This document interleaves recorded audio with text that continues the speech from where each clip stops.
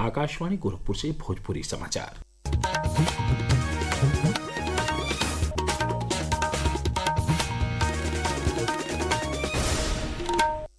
नमस्कार, समाचारन के साथे हम वेद प्रकाश पाठक। राष्ट्रपति द्रौपदी मुर्मू आज 2 दिन के प्रदेश दौरा पर पहुंचलिन। वहां के आज संझा गोरखपुर के अखिल भारतीय आयुर्विज्ञान संस्थान एम्स के पहला दीक्षांत समारोह में शामिल भैली और मेधावियन के पदक दिहली। राष्ट्रपति दोपहरिया 1 बजे गोरखपुर पहुंचलिन, जहां एयरपोर्ट पर राज्यपाल आनंदीबेन पटेल और मुख्यमंत्री योगी आदित्यनाथ उनकर स्वागत कैलें। वहीं एयरपोर्ट से सर्किट हाउस जात समय कई जगहिन पर भाजपा कार्यकर्ता, स्कूली लइके और लोक कलाकारों उनकर अभिवादन कैलें। राष्ट्रपति गोरखेपुर में रात विश्राम के बादे बिहने भटहट में नया बनल प्रदेश का पहला महायोगी गुरु गोरखनाथ आयुष विश्वविद्यालय के लोकार्पण करब। सतही महायोगी गोरखनाथ विश्वविद्यालय के एगो कार्यक्रमों में शामिल हुई, जहाँ वहाँ के कई गो परियोजना का लोकार्पण और शिलान्यास करब। राष्ट्रपति गोरखनाथ मंदिरों जाई। इससे पहले राष्ट्रपति बरेली में आज भी नहीं भारतीय पशु चिकित्सा अनुसंधान संस्थान के 11वां दीक्षांत समारोह के संबोधित कैलीन। यह मौका पर वहाँ के कहने की औरियो क्षेत्र के तरियन प्रौद्योगिकी पशु चिकित्सा औषधि और देख रेख में क्रांतिकारी बदलाव ले के क्षमता रखेला। राष्ट्रपति कहलन कि प्रौद्योगिकी का उपयोग देश भर के पशु चिकित्सा अस्पतालन के मजबूत बना सकेला। टेक्नोलॉजी के प्रयोग से देश भर के पशु चिकित्साओं को सशक्त बनाया जा सकता है। Genome editing, एम्ब्रॉय transfer technologies, artificial intelligence, big data analytics जैसे टेक्नोलॉजी की प्रयोग से इस क्षेत्रों में क्रांतिकारी बदलाव ला जा सकते हैं। केंद्रीय कृषि और किसान कल्याण मंत्री शिवराज सिंह चौहान दीक्षांत समारोह के संबोधित कैले। मुख्यमंत्री योगी आदित्यनाथ कल लखनऊ में अपने आवास पर बैठकी करके प्रदेश के आकांक्षात्मक जिलन और विकास खंड के प्रगति का समीक्षा कैले।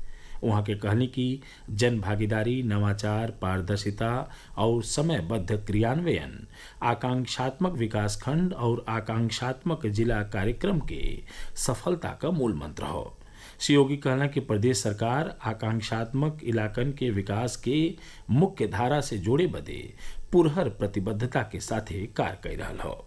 वहाँ के निर्देश देने कि सज्जो विभाग सामूहिक समन्वय और ठोस कार्य योजना के साथे आपन लक्ष्य पौले की दिशा में आगे बढ़ें। बैठकी में सीनियर अधिकारियों की ओर से आकांक्षात्मक जिलन और विकास खंडन में कैल गई स्थलीय भ्रमण का रिपोर्टों प्रस्तुत कैल गई, जिसमें जमीनी स्तर पर योजना के क्रियान्वयन, नवाचारन का उपलब्धि और जरूरी सुधारन बिंदुअन पर पुरहर चर्चा भइल। आपातकाल लागू कैल गई के 50वां सालगिरह पर भारत का लोकतांत्रिक इतिहास में काला अध्याय में से एक के रूप में ए अवध के याद कैल जा रहा हो। ए मौका पर देश भर में कई गो कार्यक्रम आयोजित कैल जा रहा बा। ए अवधि के दौरान मीसा के तहत जेल भेजल गए लोगिन के सम्मानित कैल जा रहा हो।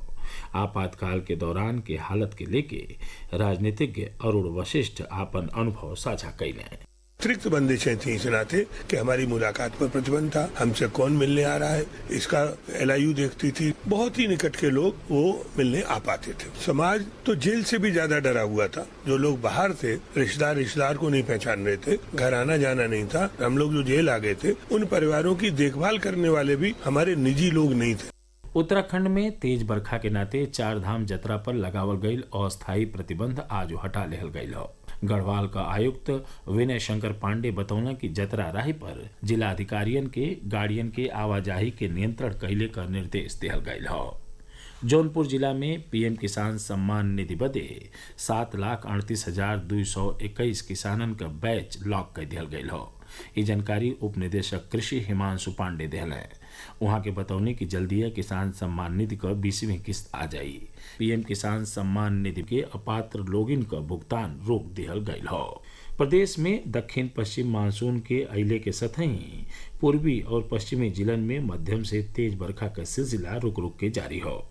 मौसम विज्ञान विभाग के मुताबिक बिहने से लेके 5 जुलाई ले प्रदेश में कई जगहिन पर गरज चमक के साथे बौछार पड़ले और बरखा भइले क संभावना बा। सतही आवे वाला 24 घंटा में अधिकतम तापमान में 2 से 3 डिग्री सेल्सियस के गिरावट क पूर्वानुमान जतावल गईल हो।